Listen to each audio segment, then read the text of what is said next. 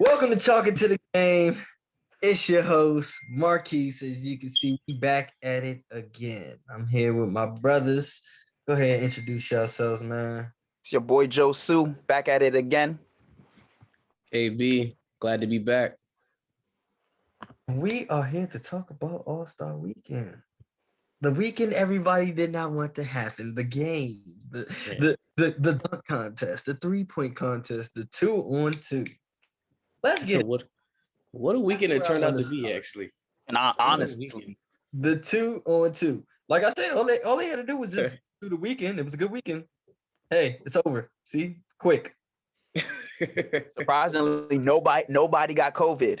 No refs, no players, nobody. I mean, it was a good weekend. Down at that hot spot, ATL. I'm surprised they didn't either. You know what I'm saying? And Mayor told them not. They said, "Don't even come down here with all that." They said, "Stay home if you can." They said, "We gonna try it anyway." They came down there and showed out. It showed out. Man, let's start with the 2-on-2. First of all, what was Quavo scoring 17 points and 14 rebounds in the 2-on-2? Yo, they had Quavo going. Like it's my part.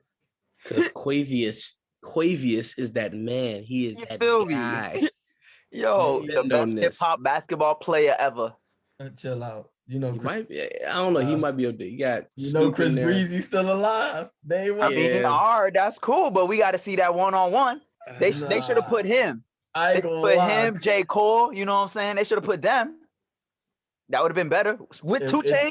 Imagine that 2-on-2. Yeah, 2 Chainz. First of all, 2 Chainz was stiff as a mug. But there was still buckets though. He had no choice. He was I was like, he played like an old man. I'm like, he ain't that young. It was hilarious. I don't know. They had Quavo going crazy though. I'm like 17, 14.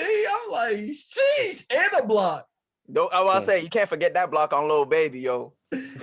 Nah, that Lil Baby free throw was crazy. Yo. No, man. Now we know why. Now we know why he wasn't pursuing the gym or nothing like that. I'm glad he needs to stay in the studio. That's what he needs to do. I'm mad he got up and did 2 squats. This man, I was just like, I'm in this joke dead. I'm like, what does this do? what does that help? I'm like, he probably was like, I just got loosened up. 2 squats. The free throw. Crazy. He said, I'm good. I'm ready. I'm ready to get blocked. I'm like, Quavo really went off like that? Like, he's a baller, man. He must have really bet the Lambo like he said he was. I was like, ain't no way he going crazy like that in the 2-on-2. Yo, Cuz was just going ham, bro. I mean, that was definitely funny. But we got to continue that 3-point contest. I am not going to lie. I did not expect Mike Conley to shoot the ball like that. That boy can shoot the ball. Nah, I didn't expect him to get that far, but I knew he could. I know he could shoot the ball. He had 28, then 27, like 2 good rounds. Like, yo, he had to make Steph fight for it, bro. Like, he Steph barely won. Steph won by 1 point. Everybody knew Steph was gonna win, but everybody think like it would have been like a huge margin, but he barely won. It was crazy. Yeah, definitely crazy because it was like I'm like, ain't no way Steph is about to go off again. Like, because it was already crazy. He hit 31. I'm like, first round, yeah. Big time. I ain't never seen somebody hit 30. The 30 mark. Moments. I'm like, he probably gonna get 25, 23. Then I see like Conley come out and get 27. I'm like, oh my gosh, Conley. That shocked me. That's the thing. Like, after you just hit 28. But I feel so bad for him. He came out, did such a showing, and didn't win that. And then he came out in the All-Star game, and they lost all 4 quarters. Yeah, and they lost the game. It just wasn't a great weekend, but it was a great experience. It was funny, but it wasn't a successful weekend. What y'all think about the dunk contest, though? I feel like the judges were harsh for no reason. I don't know. First dunk was a snub. First dunk off rip was a snub. Yeah, I'm about to say, like, nah, a couple of those dunks with were the 10. offhand. Yeah, he was in midair with his right leg leading, had to pull that all the way back, go between the legs with the offhand. I'm like, it's no way that's a 44. Got a 44. Nobody. I'm like, that's an easy 50. You know how nobody got a 50. do that? Not compare that dunk to the Anthony Simons dunk where he with the went and got the ball was on the mini hoop. I like that. I thought that was but I think the between the legs dunk was way better than that dunk. I mean, it's hard to go get that ball at 6'3". But we've seen guys do it.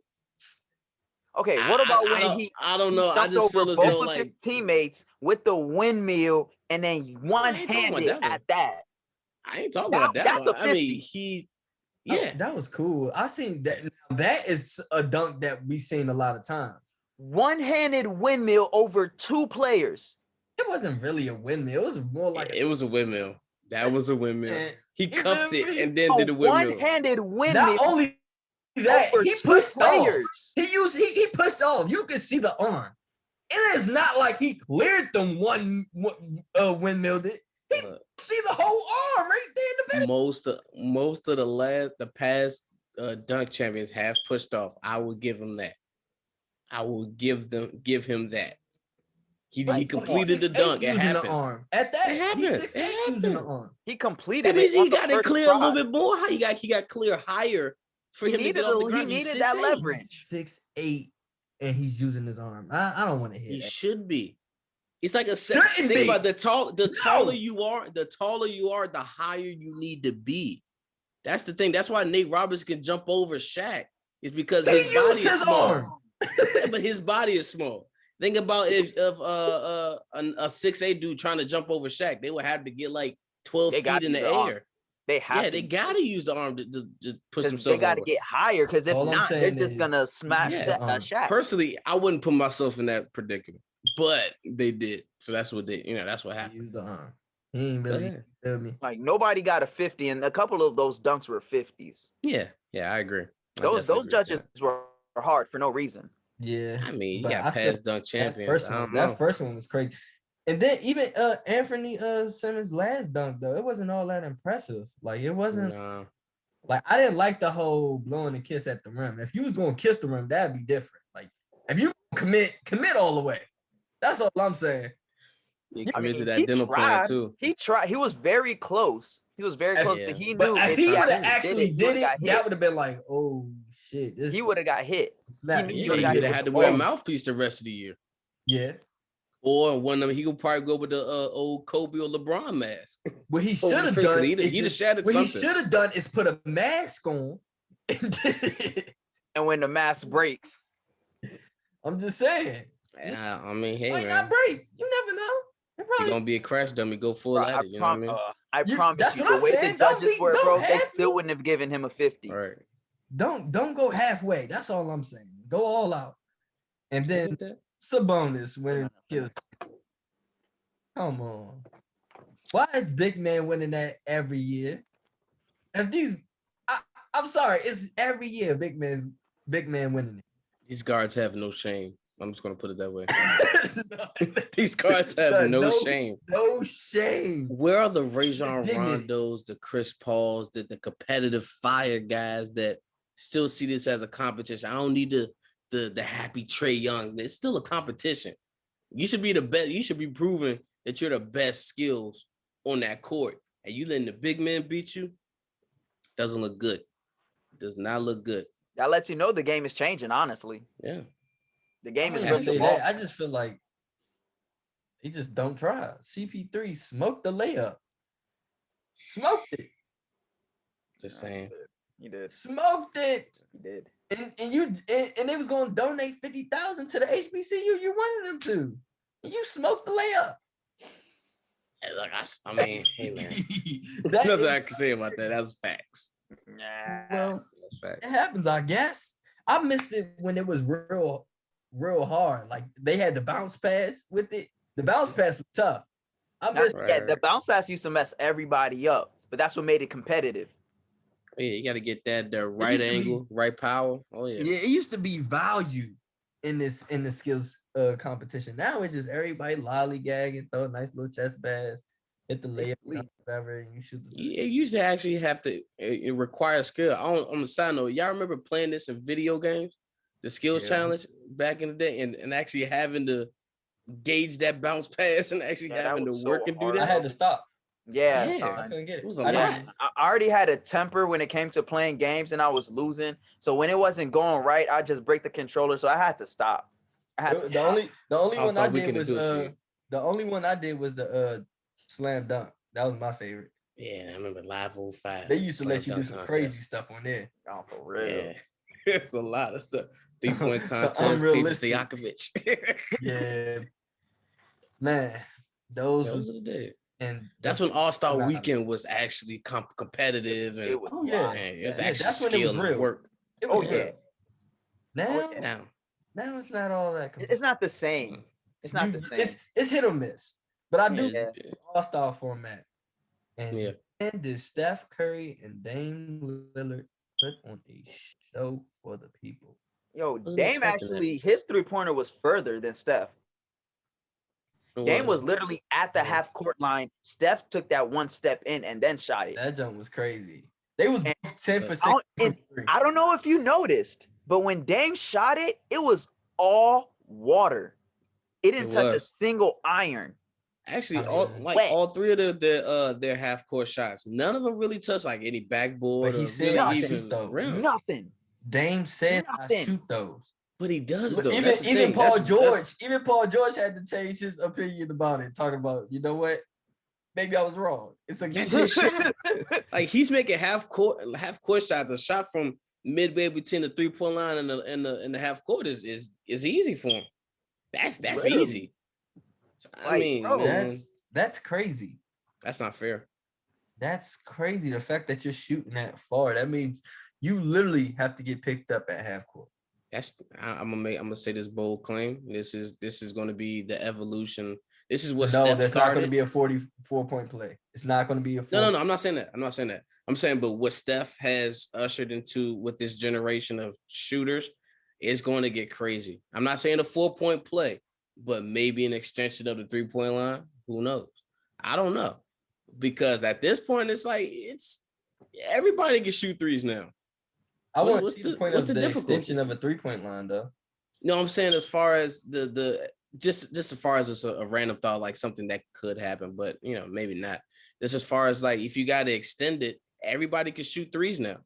That's why the score is running up so much. Like the pace of play is so fast.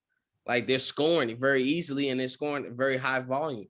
So at this point, I mean, if you extend it, maybe those shots turn back into twos. Maybe you keep the defensive, to keep the defense open now because you still got to space the floor, and there's more room to actually space the floor now. So, I mean, who knows? It could be a lot going on with that, but I don't know.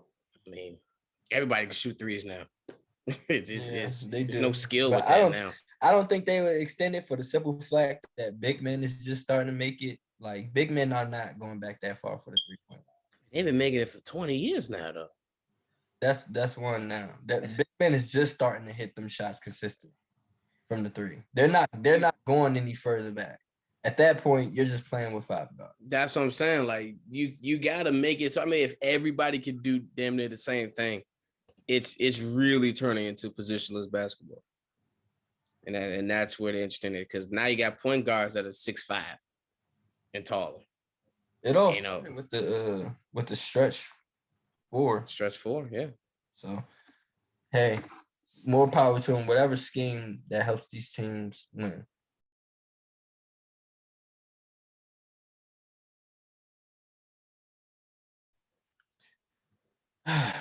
We're back, guys, after our little shabacle.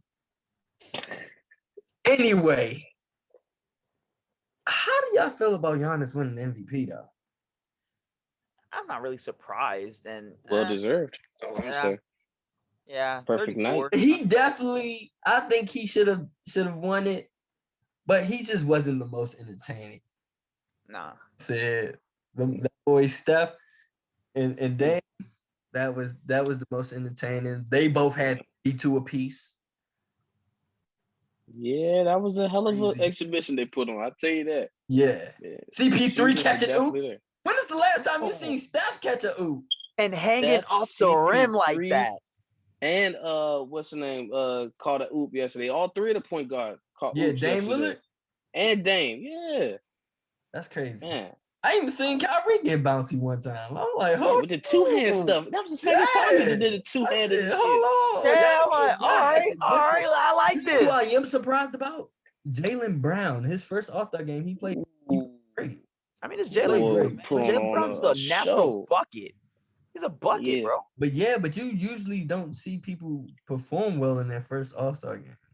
Hey, when it comes natural to you, you're going to do what you were born to do. He definitely did. Man, that turnaround shot in the corner. Once that went in, I was like, I said he feeling it. That's how you know Steph is cheat code. Steph is a cheat code. How many people you know can literally shoot the ball, turn around right after shooting it, knowing it's going in? Nobody can do that but Steph. Well, I've only seen that happen a handful of times as well. Yeah. I mean, I saw Brown do it earlier this year, the Kang, but hey, I'm not gonna get into it. Yeah, but LeBron isn't a better shooter than Steph. Nobody said that. I don't know why you even brought that up. Nobody said that. He still did it. That's all he's saying. I mean, LeBron's the king. We're gonna give it to him. The best player in the NBA right now. But Slim Reaper will soon take the throne. The throne. I mean, he's had 10 years. Yeah. I mean, it's all about developing. Nobody was paying attention to Slim Reaper like they was paying attention to LeBron. First of all, Kevin Durant was what, the second overall pick? Number 2, yep. Right after Greg Oden. Yeah, I mean, Seattle Supersonics. Nobody was not sleeping on him. Like, he went into Seattle, like, actually pretty nice. Giving buckets. But he wasn't getting the attention that LeBron was getting. Well, LeBron at that time, was that 2007? Bron was in his 4th year. He took the team to the finals that year. I mean, of course, he's not going to get the same attention. LeBron's been getting recognition since rookie season, since his rookie year. Well, he's been getting attention since his high school years. Literally. Yeah. But Kevin Durant been getting the same. Honestly, it might not have been as profound, but he was definitely still people know about Kevin. Nobody was. He didn't have the dunks and all that stuff, but the dude was a scorer. But he was the first big. I would say like 7-1 that you see with handles. He'd have to earn the recognition that he has now. He had to earn it compared to LeBron. I'm not saying LeBron didn't earn it, but at the same time, it was just like, oh, here's LeBron. We're paying attention to him. No one like, okay, Kevin Durant, number 2. Okay, that's fine. His numbers are going up. And then when he actually went to OKC, teamed up with Russell Westbrook, James Harden, and then you actually had that OKC squad, that's when everybody was like, oh, wow, who is this? And that wasn't until 2012 for real. But you gotta think that was a young team. He was on Seattle Supersonics. Yeah. It was just him and Jeff Green. They ain't really had nobody. They go to They go to OKC. They I think missed the playoffs once, and then get Russ, and then James Harden next. They build. And then all of a sudden, everybody's paying attention to Kevin Durant. Yeah, but he wasn't on Seattle Supersonics, and I think I think he was for a year. He was on the Supersonics. Russ wasn't on there. Oh, I thought you were talking about KD. Yeah, KD was there. I thought Russ was there for the last year, right before. That was their last year when KD was there. They sold it. So okay, yeah. So that happened. Slim Reaper, the best player. I disagree with that timeline though. So with that being said, who do y'all think is going to need a good start to the second half of the season? Utah. I'm gonna leave it like that. But Utah's number 1. Exactly. They have nowhere to go but down. They need to have a good start in these last 20-some games, 30-some games. It depends on their schedule as well. They have never been a number 1 seed before. I don't know how they're going to react moving forward from that. I hope that they keep winning because it's going to make for an interesting playoff situation, but I'm not sure if they're going to be able to keep it up no matter what the schedule is. I don't know. Okay. Just Utah is not that prowess yet, and I don't see them taking number 1 and keeping number 1. Through the All-Star break is cool, but second half through playoff, that's what I want to see. Okay. I've seen teams come from 11 to go through, get to 7 and get to 6. Teams can improve and teams can go down. Yeah. So with that being said, my team that I feel as though need to take the second half a lot more serious. I know I've been gassing them this entire season, but now that I'm actually sitting down, analyzing it, the Nets need to become better on the defensive side. Because right now, all they've been doing is outscoring players, leading the league and most points scored with 112 points per game. You can't keep doing that. Like you're still adding offensive power. That's great. But the offensive power is already set. Now you got to focus on the defensive end. You have to focus on the defensive end. That's why I think they're the most dangerous team right now. Because at first I really wasn't high on them at all. But the thing is, the Nets, unlike a lot of teams, know who they are. They do. And when you know who you are, you're a force. It's the game a lot easier. So when you know you're a scoring powerhouse and you're scoring and you're having those close games and you're going to score, it makes the game a lot easier. In a sense. Like when you know who you are, it's so much easier. I don't think the Lakers know who they are yet because the Lakers know who they are and they have a better team. AD's out temporarily. They need and if they get Andre Drummond, they have another board man, another big man who can get on board. I don't know if they're even going to get him. It's a possibility. I don't know where he's going to go at the end of the day, but it's like. But if Andre Drummond goes to the Nets are winning. That'd be too much. They already got DJ. They got Blake. They don't need any. No. They need a defensive force. They need a defensive powerhouse. They aren't doing that well. If DJ is not that, because he is not an offensive force. Not at all. So if DJ is not a defensive force or the defensive force that they need, then I'm not sure if Drummond is going to be. They need somebody who's going to help them get more rebounds. They're 14th in rebounds right now. Like you barely just made it to the top half of all the teams. You're 14 in rebounds. You need to do better. You're number 1 in offense, but you're 14 in getting rebounds. Like you got to do something about that. You got to fix that gap. You have to fix that gap. And if you're only relying on DeAndre Jordan to get you boards, you're not going to win the ship. You're not. No. We're not saying just having Drummond or just having DJ as the rebound and, focal point or whatever. You need size, but I get it, but I just think that it's going to be a hell of a division of labor when it comes to that team now. I think the thing is, DeAndre Jordan would have been perfect for the Nets. I don't think they should have picked BG up regardless. But my thing is, what I was saying was that he's not even a defensive force either. Lakers. He's a great offensive player off the bench, and he needs to come off the bench. BG. You cannot start him at all. No, your starting five is already fine. Your starting five is fine. You need him off. You need him to come off the bench because when you rest your offensive force, your starting five, you rest them. You got another great offensive player while your stars are resting. He's reliant. You think he's reliant like that? Then now, you think he's reliant like that? But do you think he's reliant like that? Off the bench, yeah. No. I'm just talking about period. You think he's reliant like that? That's gonna come off the bench and be able to give them. He'll give you 15. 18. He'll give you 15 and 10. He'll give you that. Right now, Blake Griffin is averaging his lowest numbers because he was with the Pistons. Before that, he was averaging 24, 20, 22. But he's not going to get those great minutes. Numbers. Now he's playing bad. So now he's not going to get those minutes though.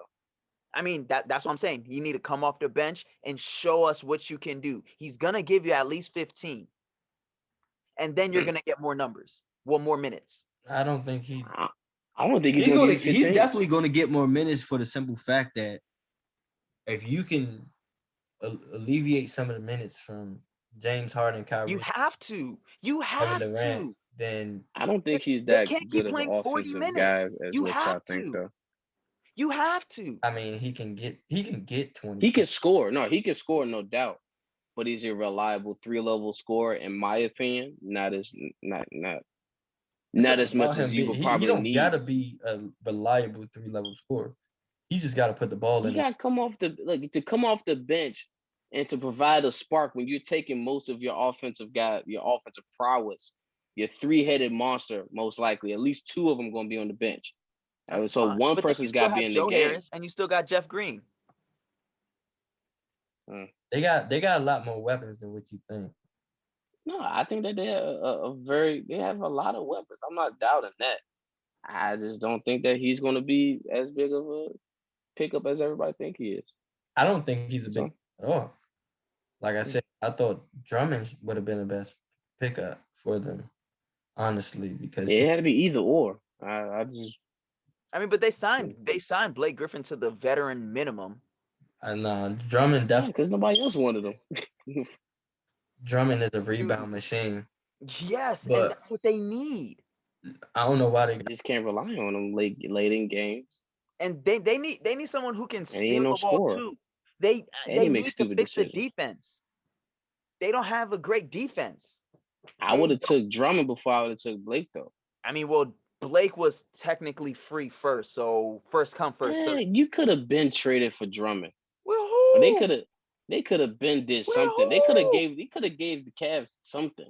Well, they technically gave Jarrett Allen to the Cleveland Cavaliers. Well, actually, they did, yeah. But that was before Dre became available. Team trade. So who are you gonna give for Andre Drummond to the Pistons? I'm not. This is not my team. I personally don't. You know what I'm saying? So it's not my Cleveland they sat him down. Cleveland took something. Cleveland traded 2 players just to get Andre Drummond. People don't really value Andre Drummond as much as you think. If you've seen the people that they traded, that's what I'm saying. They could have traded for something. It wasn't really pieces that Detroit could use. So that tells you how much people really value Andre Drummond today in the NBA. But I'm just saying, on a team like the Nets, all of a sudden, all his talents matter. That's why it's so funny to me. But like I was saying, there's certain teams where your skills are highlighted, and there's certain teams there's definitely certain teams where you have your certain skill set is perfect for that system, and it's not perfect everywhere else. That happens. The consistent guy wherever he goes.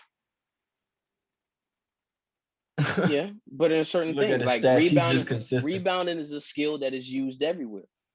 And he still gets you 16 points, regardless of how he get them. Yeah, I'm not saying that. Double. He's a double machine. Not taking nothing else away from him. But there's certain skills that he definitely lacks, and that would not be helpful in some systems. That's all it is. He doesn't really have much of a post-up game. Doesn't have anything of a between 12 and 15 footer. Doesn't have much of a soft touch, unless he's between 8 feet around the rim. It's hard to, put him in a lot of places. I hope he finds. I can't see a team that can't not use his services. They can use his rebounding, but everywhere else he just. It's like that guy that you wouldn't pass the ball to on offense. It's like early JaVale McGee. It's like you didn't want the ball to go to him on offense because you didn't know what he was going to do, but you knew he was going to get you 15 rebounds a game or 12 rebounds a game.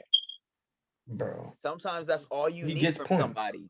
Yeah, that's what I'm saying. Like, there's certain teams that just need that, but there's certain teams that need more. I'll say that's literally what he gets you a double-double, no matter how he gets it. Like, he managed to put the ball in the basket. It's not like he's a I agree with you. Terrible scorer. He's not a terrible scorer. He's just not a no guy. Dunks and putbacks help. You need that. I'm saying. I just think, wherever he goes, he can be valued regardless of he's gonna be a valuable asset. Yeah. Indeed. It's just going to be crazy to see where it goes. But yeah, my team I would like to see emerge really. It would be the Miami Heat. I don't know if that's gonna happen though.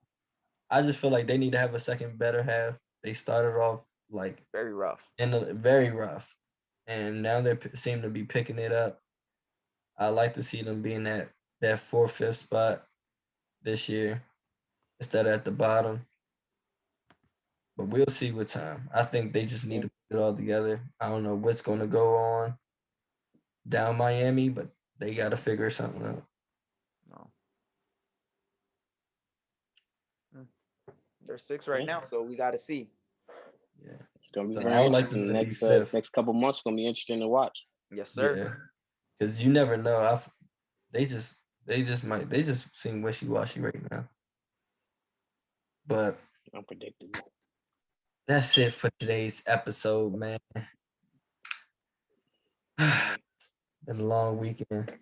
I'm getting back. Man, it's always good talking to y'all, man. Always good talking with you guys. Never know what to expect. Never. 4-point plays and all.